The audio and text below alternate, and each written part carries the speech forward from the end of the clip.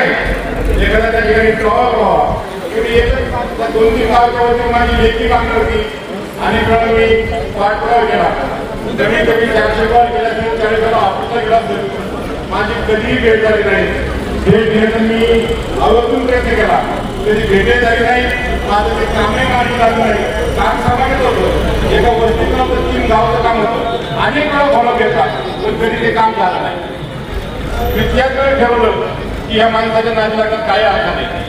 अतिशय वाईट अनुभव आला.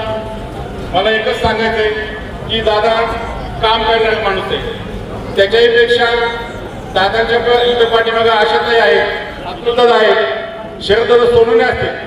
उद्या आपल्यावरती कुठलाही वेळ प्रसंग आला, पोलीस स्टेशनचं काम असो, वैयक्तिक काही काम असो आणि समाजाचं काही काम असो, ही सगळी माणसं अहोरात्र 24 तास आपल्याला उपलब्ध आहे. मला सन्माननीय आत्ताचे विद्यमान खासदार जे आहेत ते निवडून आल्यानंतर परत भेटतील की नाही, मला याचीच मोठी खंत आहे. कामाचा विषय तर बाजूलाच राहिला, फार काय बोलत नाही.